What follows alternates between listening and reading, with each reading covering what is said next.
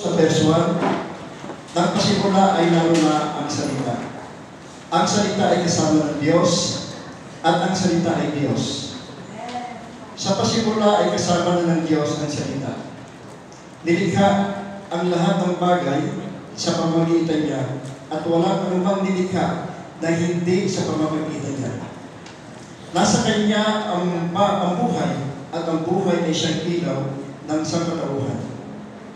Nagliliwanag sa kadiliman ang ilaw, at hindi ito nagapi kailanman ng kadiliman. Sinugo ng Diyos ang isang tao na nagngangalang Juan, na parito siya upang magpatotoo tungkol sa ilaw at upang ang lahat ay sumampalataya sa pamamagitan niya. Hindi siya ilaw, subalit na parito siya upang magpatotoo tungkol sa ilaw. Ang tunay na ilaw ay darating ito sa sanlibutan upang magbigay liwanag sa lahat ng tao. Amen. Napakagandang pangako, mga kapatid. Praise God. Na dumating ang salita sa sanlibutan, ngunit hindi niya kinilala ang sanlibutan ito na nilikha sa pamamagitan niya. Pumunta siya sa kanyang bayan, ngunit hindi siya tinanggap ng sarili niyang kababayan. Subalit ang lahat na tumanggap at sumampalataya sa Kanya ay binigyan niya ng karapatang maging mga anak ng Diyos. Sila ay naging mga anak ng Diyos, hindi dahil sa isinilang sila ayon sa kalikasan o sa kagustuhan o sa kagagawa ng tao, kundi ayon sa kalooban ng ating Panginoon, mga kapatid. Verse 14, naging tao ang salita at naninirahan sa piling namin. Nakita namin ang kaluwalhatiang tunay na Kanya bilang kaisa-isang anak ng Ama. Siya ay puspos ng kagandahan loob at ang katotohanan. Nagpatotoo si Juan tungkol sa Kanya na isisigaw niya ang tinutukoy ko ng aking sabihin.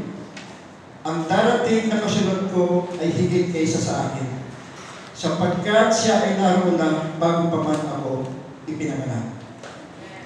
Amen. Mula sa kapuspusan ng Kanyang kagandahan loob, tumanggap tayong lahat ng abot-abot na kagandahan loob. Ibinigay ang kautusan sa pamamagitan ni Moises, ngunit dumating ang kagandahan loob at katotohanan sa pamamagitan ni Jesus Kristo, na kailanman wala pang tao nakakita sa Diyos, ngunit natataging Diyos na pinakamamahal ng Ama ang nagpakilala sa Ama. Amen. Praise God. Napakaganda, mga kapatid. Praise the Lord. Dapat pagkatiwalaan natin, mga kapatid, ang salita ng ating Panginoon. Praise God. Hallelujah. Ang aklat po nandiyan, mga kapatid, ay isulat upang ipakilala po sa atin si Jesus. Ang panukala po sa aklat ng Juan ay para po pagtibayin na si Jesus ang salita, kaya dapat po tayong sumampalataya, sumunod, sumamba, at paglingkuran po natin ang ating Panginoon na nanggaling sa ating puso. Hindi nanggaling sa ating mga nguso, mga kapatid. Kasi ang paglilingkod sa ating Panginoon nanggaling sa ating puso. Dama po ang buong katawan natin, mga kapatid. At naiisip natin kung gaano kadakil ang Diyos sa bawat buhay natin, mga kapatid. Amen. Kasi pag naiisip natin ang kabutihan ng ating Panginoon, sino hindi naluluha, mga kapatid? Kasi pag hindi tayo naluluha sa kabutihan ng ating Panginoon, inyo tayo, mga kapatid. Wala tayong nararamdaman sa kabutihan ng ating Panginoon. Pero di naman ng palataya, dapat tayo po ay nakakaramdam ng kagalakan sa ating mga puso, mga kapatid. Amen. Paalalahanan ang lahat ng nilikha ay sa pamamagitan ng salita. Hamunin kayong magpakatatag sa inyong pananampalataya kung si Jesus, sapagkat siya ang nagkaloob ng karapatan para po tayo ay maging anak ng Diyos. Ang layunin po ito ay isang pananaw at damdamin na binalak at isinagtutuparan. Pangangaral Ito po ay pamamahagi o pagbibigay kapag nangaral po tayo ay nagbibigay po tayo ng mga bagay na tinanggap din naman natin at ang ipinapamahagi natin ay ang mga bagay na ating pong natutunan at bunga po ng pananampalataya natin sa ating Panginoon. Kasi dapat hindi natin sinasarili, mga kapatid. Binigyan tayo ng kaalaman sa salita ng ating Panginoon. Ito po yung challenge sa atin na ibigay din po natin, mga kapatid, sa mga tao na nangangailangan ng kaligtasan. Amen. Praise the Lord. Ano ang katayuan at ginawa ng salita? Ang patutuo ng saksi tungkol sa salita. Ang katayuan po ng salita ay pasimula, ngayon po ay matutunghayan natin ng higit pa, mga kapatid. Higit pa. Ng pagpapahayag ni Juan habang aaralin po natin ang aklat na ito. Lalo po natin makikilala na siya ay anak ng Diyos na ating pong tagapagligtas at nagbibigay sa atin ng walang hanggang buhay. Amen. Ang patutuo po ng saksi tungkol si Jesus ay salita. At ang sabi nga po sa nabasa po natin kanina sa John 1:1, pagkapahayag, naroon na ang salita. Ang pasimula ay katotohanan na ang pagsama-sama at pagkakilala ng tatlong persona ng iisang Diyos ay simula pa ng una. Ang walang hanggang simula ay nais kong ipakita ni Juan.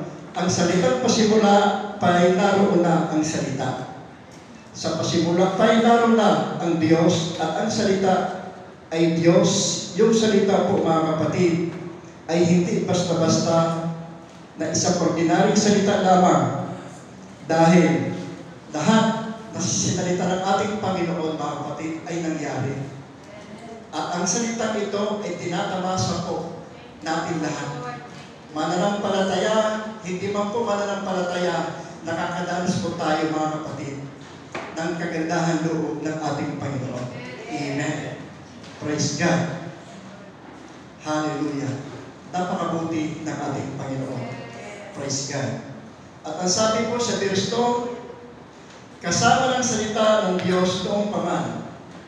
At ang salita ay sa mismo rin ng Diyos. Minsan pa, mga kapatid, iintindihin po natin yung paraan ng pagsusulat at minsan, sasabihin po natin na hindi po natin nauunawaan o hindi po natin naiintindihan. Pero simple lang po naman, nandoon pa man, ando na po ang salita, at ang salita ay Diyos, at ang salita ito ang lumikha ng lahat ng bagay. Amen. Tama po ba, mga kapatid? Hindi po mali? Sa tingin ko, tama po, mga kapatid, na nakasulat. Lahat po ng mga bagay na nilikha ng ating Panginoon, nakikita po natin ang dalaw po nating mata, mga kapatid. Amen. Praise the Lord. At sabi po sa verse 3, ang salita ng Diyos ay katibayan na ang Diyos, bagamat Espiritu, ay may anyo ng salita. Anyo ng anak ng Diyos bago po siya nagkatawang tao sa pamamagitan ng salita. Ang lahat po ay nilikha ng Diyos. Siya po ay lumikha ng lahat ng bagay. Pagtuunan po natin ang pansin, mga kapatid, ang katayuan ng salita ng pasimula pa. Nagpapatunay na siya ay si Jesus, ay walang hanggang Diyos. Siya po ang nagbibigay buhay ng walang hanggang buhay. Amen. Pagsasabuhay ng bawat mananampalataya na naniniwalang si Jesus ang salita. Pag-aralan po natin mabuti ang salita ng Diyos upang lalo po natin makilala si Jesus. Ang salita ay hindi po mawawalang halaga ang ating pong pag-aaral sapagkat sa pamamagitan nito lalo pong magiging malinaw, magiging matibay at magiging malalim at matatag ang ating pong pananampalataya sa ating Panginoong Jesucristo. Amen. Napakaganda, mga kapatid. Praise the Lord. Example po, mga kapatid. Si Jesus, yung ating pong Panginoon, kagalakan kahit ano pa ang ating pong kalagayan sa ating pong mga buhay. Ano man ang mga katayuan natin sa ating pong mga buhay, mga kapatid. Pero kung iisipin natin at maalaala natin ang kabutihan ng ating Panginoon, ang Diyos ay napakabuti pa. Napakabuti pa rin ang ating Panginoon, mga kapatid. Dahil kung hindi mabuti ang ating Diyos sa bawat isa po sa atin, wala po tayo sa lugar dito. Nandun tayo sa kasiyahan. Amen. Nandun tayo sa mall, nasa sabungan, bumabiyahe, pinapahalaga natin takbo ng mundo dito. Pero salamat po sa salita ng ating Panginoon at tayo nandito po, mga kapatid. Amen. Hallelujah. At nagpapatuloy tayo na mapaglingkuran po ng tama ang ating Diyos. Hindi po tayo nagkamali, mga kapatid, sa pagpilit natin sa ating Diyos. Amen. Hallelujah. Pag minsan nga pag dumadanas tayo na medyo nahirap, para gusto na natin hindi pagpatuloy, pero mga kapatid, huwag po ninyong gawin yan. Patuloy na ang po tayo. Patuloy po tayo, ang ating Diyos ay may pangako sa bawat isa po sa atin. Amen. Hallelujah. Praise the Lord. Nagmula sa Kanya, at ang ginawa po ng salita ay ang ginawa po ng salita sa paglikha. Sa verse 3, verse 5, dilikha ang lahat ng bagay sa pamamagitan niya. Ang salita po ay naglikha ng lahat. At ang sabi po, mga kapatid, sa Genesis 1 verse chapter 2, makikisulat na lang po, mga kapatid. Ang sabi po, ganun din po sa Colossians chapter 1 verse 16, na nagpapatunay na siya po ay hindi dilikha, pagkos siya po ang dakilang manilikha. Sa pamamagitan niya, ang lahat ay nilikha. Tunay nga po, mga kapatid, na wala pong nalikha dito sa mundo na hindi po sa pamamagitan ng salita ng ating Diyos. Nagmula sa Kanya ang lahat ng bagay na ginawa, mga kapatid. At ang sabi po sa Hebreo 1 verse 2, katibayan na siya lamang ang may kapangyarihan lumikha, mga kapatid, sa pamamagitan ng salita. Amen. Ang ginamit po ng Diyos upang lumikha ng langit, upang lumikha ng lupa, lumikha siya ng mga isda, mga bulaklak, mga puno, sa pamamagitan lang po ng salita ng ating Panginoon. Amen. Nangyayari po, mga kapatid, ang lahat na salita ng ating Panginoon, na ang salitang po yan ay tinatamasa natin. Isipin nyo, wag na po natin palayuin pa, mga kapatid.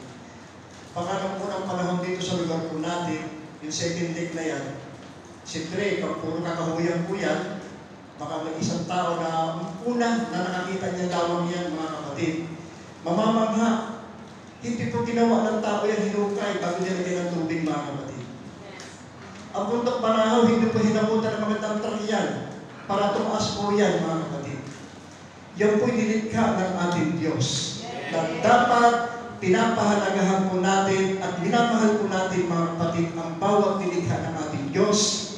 At hindi natin ito sinisira, mga kapatid, sa sarili na ang ating kagustuhan at sa sarili nating kapakanan, mga kapatid.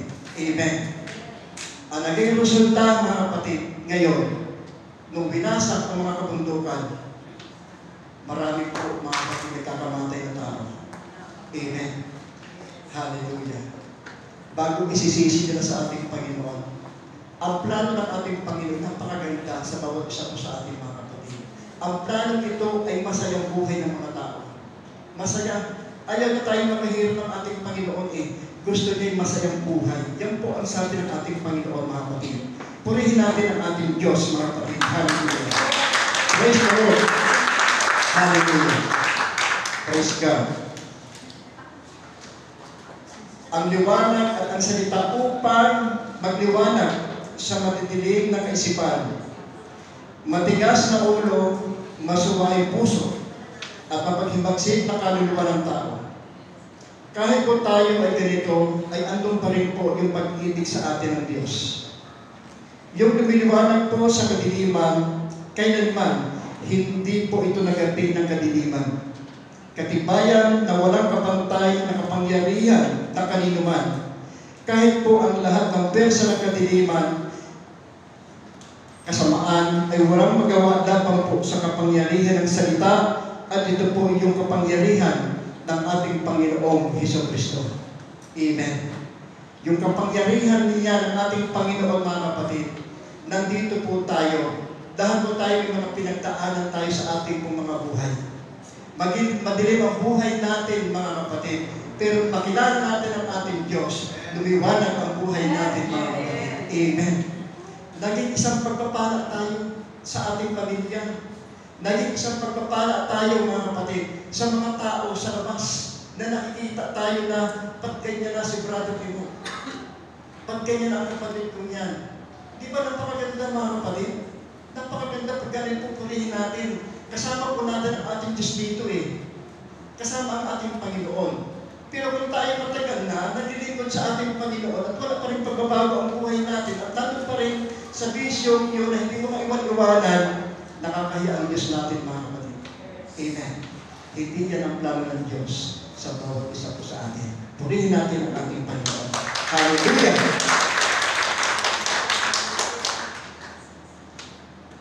Pagtuunan po natin ang pansin ang mga ginawa ng salita sa paglikha. Ito po ay di mapapasubali ang batayan. Ang ibig sabihin po ay natutunan na ang tanggap ng lahat ng ito ay totoo. Di po mapapasinamali ng katotohanan at di po mapapagdudahang kasaysayan na sa pamamagitan ng salita, nilikha niya ang lahat ng bagay. Lahat ng nilikha ay nagmula sa Kanya. Nasa Kanya ang buhay at siyang ilaw sa buhay ng mga tao. At ang makapangyarihan liwanag na ito, mga kapatid, ay nagliliwanag sa kadiliman. Ayon po ang ginawa ni Jesus, mga kapatid, sa mga buhay ng tao. Amen.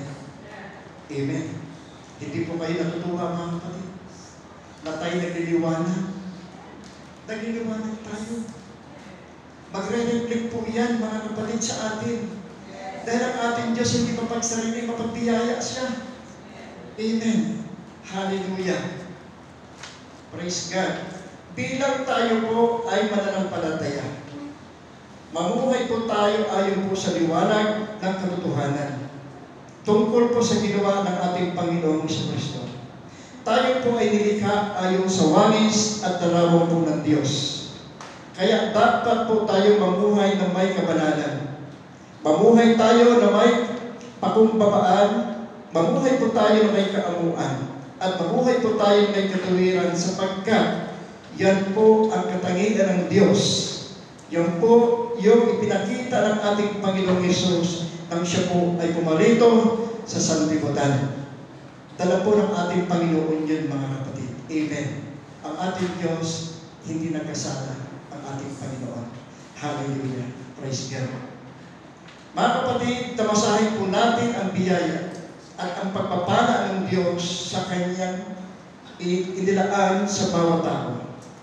At sa bawat isa po sa atin, lalo na po sa ating pong mga sumasampalataya, tayo po ang napiruan, mga kapatid, na binigyan niya tayo ng karapatan para maging anak tayo ng Diyos.